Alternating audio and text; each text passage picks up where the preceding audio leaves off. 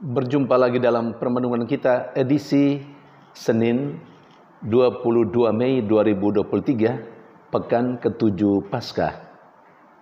Hari ini adalah hari keempat novena Pentakosta. Bacaan liturgi hari ini, bacaan yang pertama dari Kisah Para Rasul bab 19 ayat 1 sampai 8 dan bacaan Injil dari Injil Yohanes bab 16 ayat 29 sampai 33. Paulus sedang berada di Efesus. Di sana dia berjumpa dengan beberapa murid. Tentu orang yang sudah menjadi percaya kepada Yesus. Lalu Paulus mulai berdialog dengan mereka. Apa yang didialogkan? Paulus bertanya kepada mereka, apakah mereka telah menerima Roh Kudus? Dan mereka menjawab, kami belum pernah menerima Roh Kudus, bahkan kata itu, Roh Kudus, belum pernah mereka dengar. Dan lebih jauh Paulus menelusuri, kalau demikian dengan baptisan manakah kamu dibaptis? Dan mereka menjawab, baptisan Yohanes. Kita tahu. Dan Paulus menjelaskan kepada mereka, baptisan Yohanes adalah baptisan pertobatan.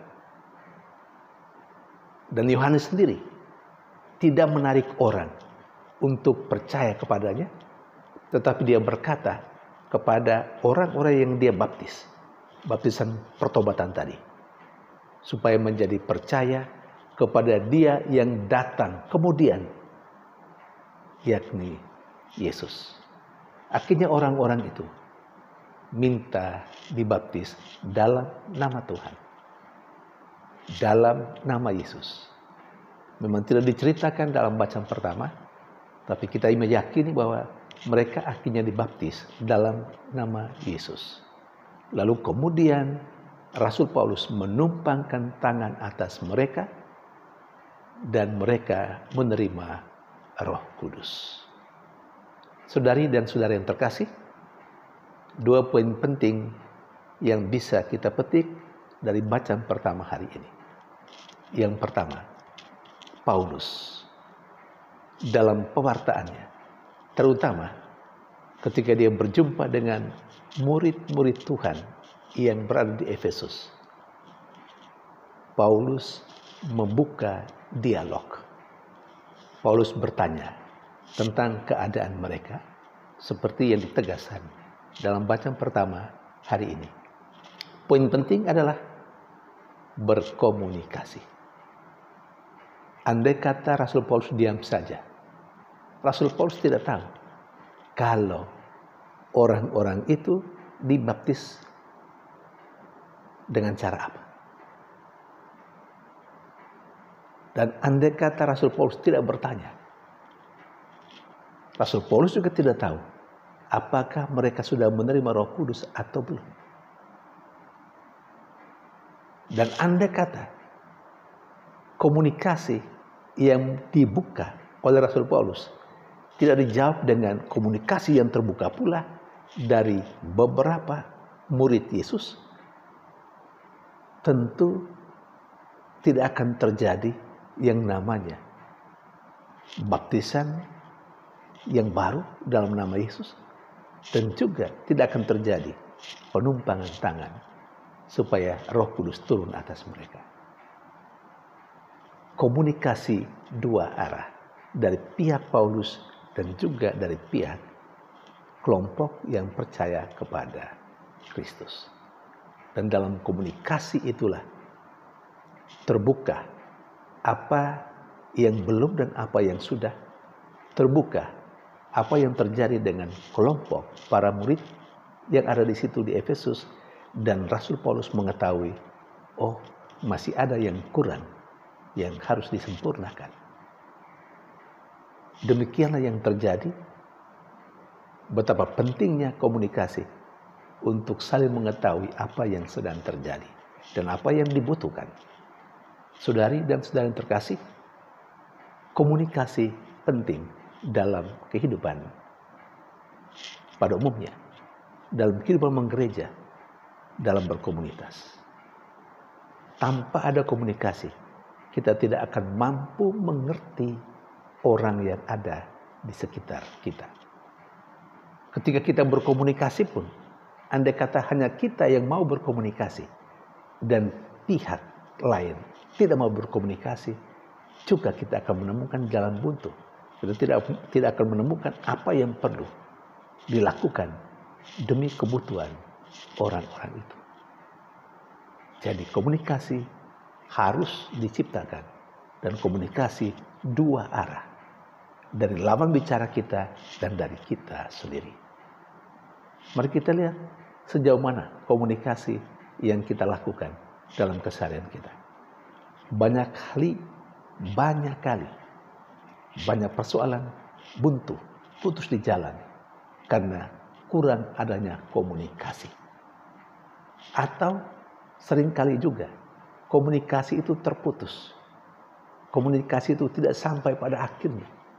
Artinya orang terbukanya secara perlahan, bahkan tidak mau terbuka sama sekali. Nah, ketika komunikasi kurang baik, kita akhirnya tidak mengerti apa yang terjadi dengan orang di sekitar kita. Dan akhirnya kita juga kelihatan seperti tidak peduli dengan orang lain, karena kita memang tidak mengerti apa yang terjadi dengan mereka. Saudari dan saudara terkasih, komunikasi penting. Mari kita bangun komunikasi di antara kita. Mulai dari keluarga kita. Suami istri, orang tua anak, anak orang tua.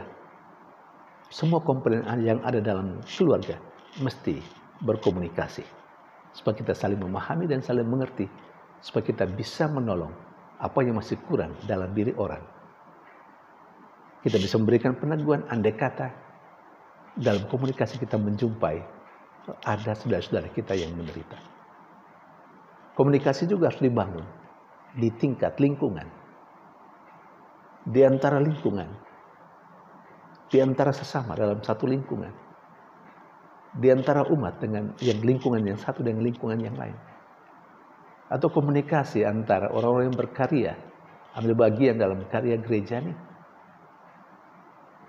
dalam lintas lingkungan dengan paroki, paroki dengan lingkungan, dan seterusnya. Betapa komunikasi itu penting. Dan hal yang kedua yang bisa kita petik dalam bacaan yang pertama hari ini, yakni kelompok itu akhirnya dibaptis dalam nama Yesus, dan Rasul Paulus menumpangkan tangan atas mereka dan Roh Kudus turun atas mereka. Ini praktek pada gereja-gereja awal, pada masa awal gereja.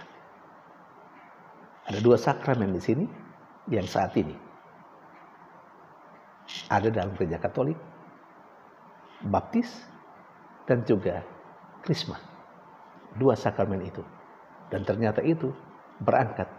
Jadi praktek hidup gereja Katolik saat ini berangkat dari kebiasaan yang dilakukan dalam masa awal gereja.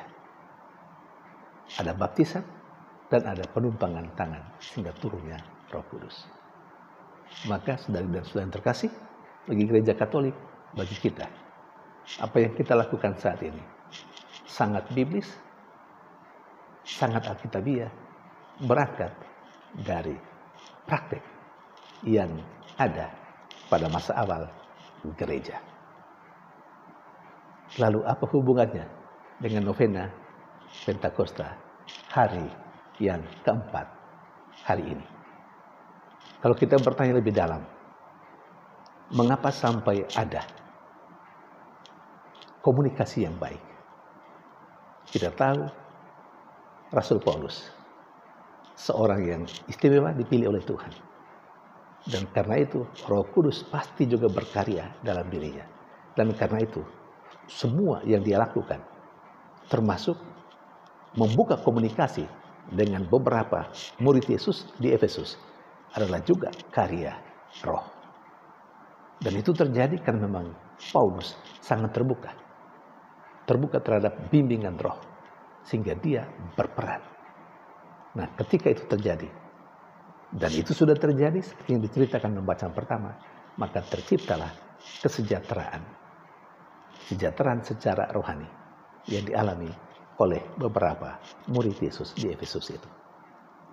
Penting kita mencontohi Paulus, membuka hati kita, dibimbing oleh roh, supaya kita atau atas cara yang demikian, kita mampu berkomunikasi dan mengetahui apa yang dibutuhkan oleh orang-orang di sekitar kita, dan karena itu kita mau menolong mereka supaya tercipta juga kesejahteraan sekurang-kurangnya secara rohani. Dalam bacaan Injil hari ini, Yesus menegaskan kepada para muridnya dan berkata-kata dengan terus terang tanpa kiasan.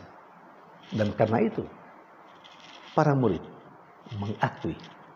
Mereka berkata, kalau demikian kami tahu sekarang engkau datang dari Allah.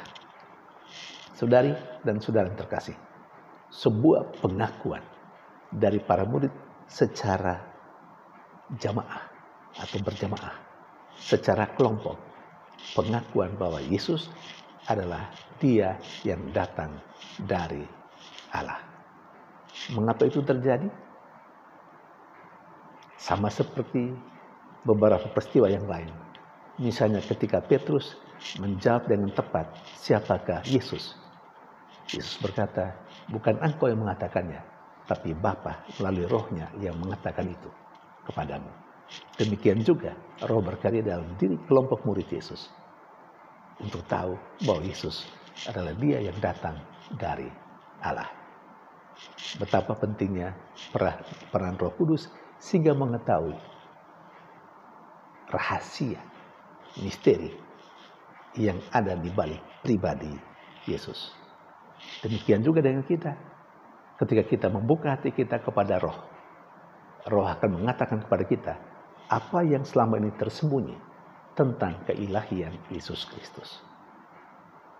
Tuhan memberkati.